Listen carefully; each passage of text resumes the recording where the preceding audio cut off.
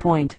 A night magician's pendulum on a dark green hill, encircled by gardens of flowers, immense old trees, fountains, and set against a starlit night sky we find the cave entrance to the cavern home of the night magician. A home dedicated to the ancient practice and knowledge of night magic. A home that is as ageless as the stars that it is dedicated to. As we enter this beautiful home, through its ancient portal, we can see into the magician's study and find the Ancient One, busy in observation of the stars through a cavern window. We continue to enter, very quietly so, as not to disturb the Old One, when suddenly we are startled by the resounding chimes of a huge grandfather clock, in its act of proclaiming the hour of the night. The most striking thing about the clock is its beautiful, ornate brass pendulum. The pendulum swings side to side, ticking away the hours. We all know that the pendulum is set so that time is measured out with the greatest of accuracy. But the pendulum is not just for telling time. The pendulum is also a valuable tool for the night magician. So let's leave the Old One and move to your magician's study to take up the study of the night magician's pendulum. Your pendulum is not going to be as ornate and beautiful as the one you just observed at the magician's home, but it is based upon the same principle. The pendulum is made up of a long arm with a weight suspended on the end. The pendulum you will use is simple to make.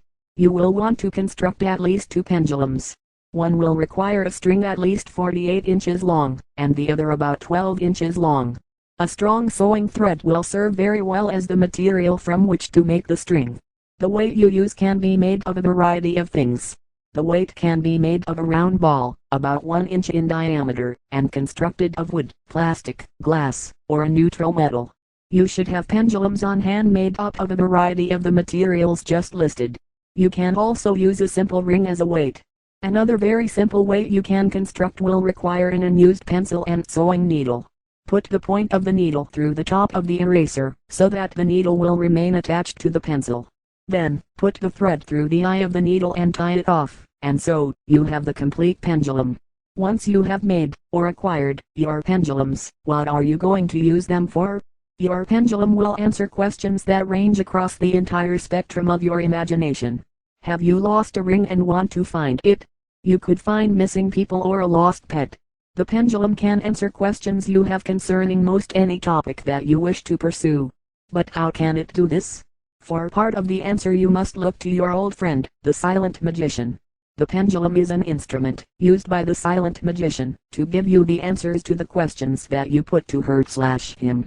In review, you will remember that your silent friend is very brilliant and there is very little that he does not know or cannot find out, since they are in direct contact with all other silent magicians.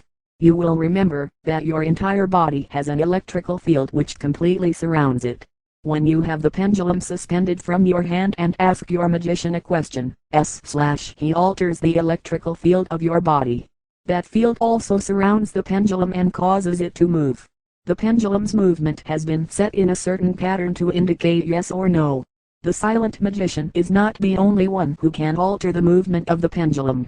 Any resident of the higher realms can also alter your electrical field, and so the movement of the pendulum, if they know how. As a rule, the entity working with you, and through the pendulum, requires some time, before they really can manipulate the pendulum well. So not only can you receive information from your silent magician but also your guides and teacher. Before studying the mechanics of how to use the pendulum, you must prepare yourself to use the pendulum. The how-to of self-preparation is relatively simple to state, but often hard to achieve. You begin by being sure your hands and body are clean, otherwise this will interfere with your body electricity. You must have a calm and receptive mind. Your mind must be in a relaxed state and without nervous tension and fears. Your mind must be prepared to concentrate on only one thing, and that is what you are trying to answer. Your mental attitude must be a serious one when you approach this lore. If you have achieved this self-preparation in mind and body, then you're ready to begin learning how to use your magician's pendulum. First, you will prepare your magician's study for the use of the pendulum. Be sure the room will be free from interruptions. Then erect a table to work on that is made up of only a hard top surface and 4 legs. Nothing should be under the table, for this will interfere with the reception of the proper answer. In all cases, you will want to have blank, clean, and used, white sheets of paper. The standard, 11 by 8 white typing paper will be fine. This is the paper over which you are going to suspend your pendulum. On the paper, you are going to draw in the center a large plus sign, plus. At the top and bottom of the paper, you are going to write the word, yes. On the right and left sides of the paper, you are going to write the word, no. You will use a new sheet marked in this way for each set of questions asked pertaining to a certain area of examination. Please be sure and use a fresh sheet for each set of questions asked, for when questions are asked, the paper becomes saturated with the impressions from those questions, and these impressions will interfere with any other set of questions asked. To begin, you must formulate the questions you are going to ask. For example, where is my lost gold ring? The question must be simple, clear, concise, and unambiguous. Then you must invoke the night killer around yourself and your magician's study or the place you're working in. If you don't do this, then any force may use the pendulum and cause misleading answers. After this, you'll take the short string pendulum between your hands and concentrate on the night force around you. Then ask the question 3 times.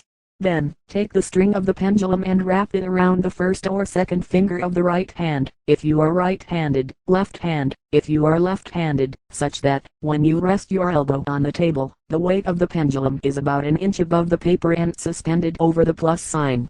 Then, begin asking, if the ring is in the kitchen sink, and so on. You can tell, when the pendulum is answering you, because it will swing with purpose. Be sure and wait between each question, till the pendulum answers. If the pendulum makes a circling motion, this indicates uncertainty.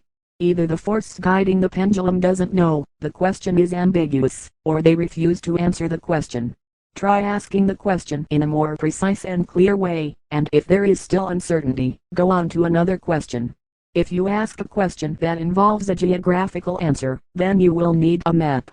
If the search area involves a large area, use a map of small scale. This is a map which covers a large area of land on a small amount of map area. Then, when you have found a more precise location, use a larger scale map to get a pinpoint location. In order for you to use the map, place it on the left side, and the plus marked paper on the right. Take the pendulum over the map area and ask it to reveal the location of what you're looking for. Then hold the pendulum over the white sheet of paper as before, and as you ask your question, you'll move your left forefinger slowly over the map area. The pendulum will swing in the positive direction when you have reached the right area. This completes the instruction on the use of the pendulum, indoors. It takes practice to gain mastery over the use of the pendulum. You must be sure and use simple language and concentrate strongly on the question you want answered. Perhaps you've seen, or even used, some form of dowsing rod to locate water. The dowsing rod works on the very same principles as the pendulum. For uniformity and familiarity, you are going to use the pendulum outdoors in locating not only water, if that is what you want, but anything else you desire. For this method, you will now need your longer string pendulum. To start with, you must prepare the pendulum for your use.